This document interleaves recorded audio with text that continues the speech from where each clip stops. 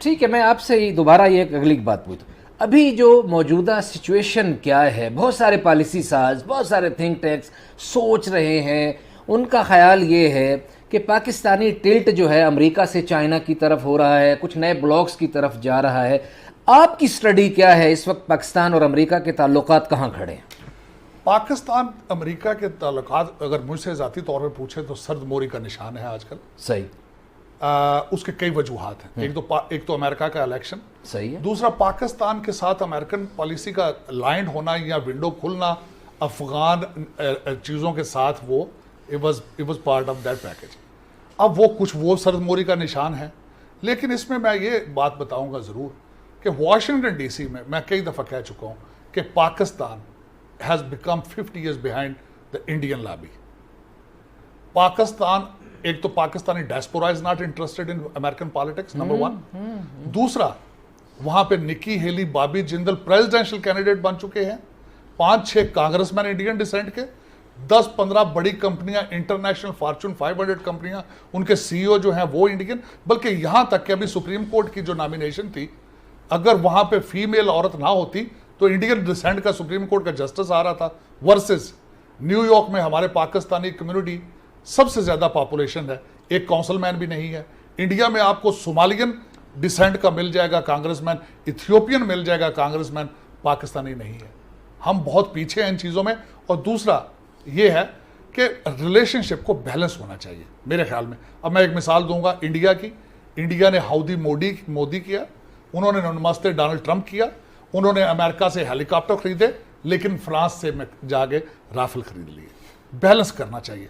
ये वो दौर नहीं है कि आप यकलक 73 ईयर्स के रिलेशनशिप को यू टर्न मार के दूसरे कैंप में चले। बड़ी खौफनाक बातें कर रहे हैं साजिद तारड़ साहब, और इन्होंने तो मुझे 11,000 वाट का करंट दे दिया। कह रहे हैं कि पाकिस्तान की खारजा पॉलिसी और पाकिस्तान की खारजा पॉलिसी की मैनेजमेंट भारत के मुकाबले में 50 साल पीछे है, और ऐसे नहीं होता कि आप 70 बरस के ताल्लुकात को एक ही यू टर्न से मोड़ लें। और साजिद तारड़ साहब का कहना था कि भारत हमारा दुश्मन ज़रूर है और धड़ल्ले का दुश्मन है, और बड़ी मक्कारी के साथ और बड़ी फनकारी के साथ दुश्मनी करता है, लेकिन खारजा पॉलिसी में अमेरिका में वो हमसे आगे है। साहब, मैं आपसे ये पूछना चाहूँगा कि ट्रंप का आपने पिछली दफ़ा भी बड़ा खुला के साथ दिया, और मुस्लिम बहुत ज़्यादा वो हिलरी के साथ खड़े थे। इस बार अब तो आप चेयरमैन है वॉइसेस फॉर जो है मुस्लिम की, जो वॉइसेस जो हैं ट्रंप के लिए, तो आपको अब क्या लगता है? क्योंकि ट्रंप साहब के कुछ बयानात इस तरह के आते हैं कि अगर कोई 2 नंबरी ना हो गई तो मैं नहीं हार सकता, और अगर मैं हारा तो पहले ही वो बता रहे हैं इसका मतलब है कि धांधली होगी। देखिए, उसमें 2 चीजें मैं बताऊंगा। सबसे पहले तो आपके नाजरीन को यह बताना चाहूंगा कि जब आप एक सिस्टम को रिफॉर्म ना करें तो उसमें क्रैक्स आने शुरू हो जाते हैं। जमहूरियत अमेरिका में नहीं बल्कि पूरी दुनिया में रिफॉर्म हो रही है, कहीं स्लोली, कहीं ग्रेजुअली, कहीं तेजी से। अमेरिका में डोनाल्ड ट्रंप साहब उस तब्दीली का, रिफॉर्म का निशान है। वो कैसे कि traditional politician transportation, health care और एजुकेशन पे स्पीचेस देते थे। ये 3 यूनिवर्सल इश्यूज हैं। उसके बाद हाइबरनेशन में चले जाते हैं, डिलीवर कुछ नहीं करते। ठीक है। डोनाल्ड ट्रंप साहब 16 एस्टेब्लिशमेंट के लोगों को हरा के उन्होंने रिपब्लिकन पार्टी का टिकट लिया। उन्होंने आज तक काउंसिलमैन भी नहीं रहे किसी म्यूनिसिपैलिटी के। ठीक है, ये चेंज का नाम। सही आपकी तरफ वापस आएंगे जी। एक बड़ी अजीब बात हुई, तारड़ साहब कह रहे हैं कि डोनाल्ड ट्रंप एंटी एस्टैब्लिशमेंट हैं, और एंटी एस्टैब्लिशमेंट हो के बरसर इख्तिदार आए हैं, और अभी भी बहुत सारी जगहों पर उन्होंने हवाला दिया। तो ये बड़ी अजीब सी बात है कि पाकिस्तान में भी कोई ऐसा हो सकता है? पाकिस्तान में तो हमारा यही तस्वुर है कि जिसने बरसर इख्तिदार आना है उसने एस्टैब्लिशमेंट के घोड़े पर बैठ के आना। नहीं, उन्होंने कहा है Republican establishment, not American establishment. अच्छा, अमेरिकन एस्टैब्लिशमेंट नहीं जी, सिर्फ रिपब्लिकन एस्टैब्लिशमेंट, पार्टी की एस्टैब्लिशमेंट। अच्छा, वो वहाँ पार्टियों का निज़ाम मुख्तलिफ है पाकिस्तान से। बाकी जो एस्टैब्लिशमेंट का रोल है वो पूरी दुनिया के हर मुल्क में है। वो अमेरिका में भी है, वो इंग्लैंड में भी है, वो इंडिया में भी है, वो चाइना में भी। चाइना में तो एस्टैब्लिशमेंट की गवर्नमेंट है, समझ लें। वो रशिया में भी है, ईरान में भी है, हर मुल्क में है। वरना ये जो हमारे हमसायगी में मोदी है, वो वहाँ तो पता नहीं 60 लाख बंदा चाय बेचता होगा, कोई पता नहीं किस किस की चाय कितनी मज़ेदार होगी, इसको किधर से उठा के बना दिया। तो ये तो इंडियन एस्टेब्लिशमेंट का मोहरा है। इससे पहले मनमोहन सिंह भी उनका मोहरा था। मनमोहन सिंह तो काउंसलर नहीं बन सकता था। तो एस्टेब्लिशमेंट का रोल हर मुल्क में होता है, जिसमें नहीं होता वो मुल्क ही नहीं है। नहीं, किसी को इख्तिदार में लाने की हम बात कर रहे हैं, रोल होता है, किसी को एक शख्स के खिलाफ काम कर रही हो एस्टेब्लिशमेंट और वो इख्तिदार में आ जाए, ये मुझे मुआवजा लग रहा है। नहीं, देखिए एस्टेब्लिशमेंट रोल प्ले करती है 10 to 20%। ये नहीं है कि एक मुर्दा घोड़े को उठा कर तो एस्टेब्लिशमेंट बिठा दे, नहीं, ऐसा नहीं होता, दुनिया में कहीं नहीं होता। 19-20 का फ़र्क जो है उसमें एस्टेब्लिशमेंट खेल रही होती है। एस्टेब्लिशमेंट को अंदाज़ा हो रहा होता है कि फ़लाँ पार्टी बेहतर जा रही है, तो उसमें 19-20 का खेल करते हैं, इससे ज़्यादा नहीं रोल उनका होता।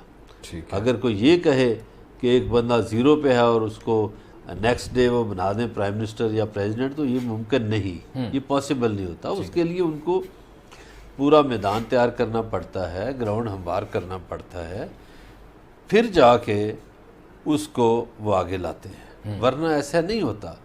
ये जो आपने एस्टेब्लिशमेंट कहा, तो पाकिस्तान में देखिए, चले मैं तारीख़ दोहराता हूँ, ये जो जुल्फ़कार अली भुट्टो था, ये तो सिंध लॉ कॉलेज में पढ़ाता था, इसको सिकंदर मिर्ज़ा लाया, उसका वज़ीर सनत बना, फिर अयूब खान का वज़ीर ख़ारजा बना, उसको जो भी कहता था मैं नहीं कहता। फिर ये जो दूसरा तोहफ़ा है नवाज शरीफ, इसको कौन लाया? ये दोनों, भुट्टो साहब भी और नवाज शरीफ भी, बिल्कुल पैदाइश इनकी फौजी छतरी तले हुई है। यही तो मैं भी कह रहा था, आप ठीक मेरी है? बात की तायीद ये कर रहे हैं। ये जो आप कह रहे हैं ना, आप मेरी बात की तायीद कर रहे हैं कि एंटी एस्टेब्लिशमेंट बंदा इख्तिदार में नहीं जा सकता। जिस तरफ आपका इशारा है मैं उसकी बात करता हूँ। जिस तरफ आपका, पले कोई अयूब की गोद में, वरना नहीं पहुंच सकता इख्तिदार जिस में। तरफ आपका इशारा है मैं उसकी भी बात करता हूँ। जो इमरान खान है वो 22 साल स्ट्रगल करके आया है। बिल्कुल सही, ठीक है, सही।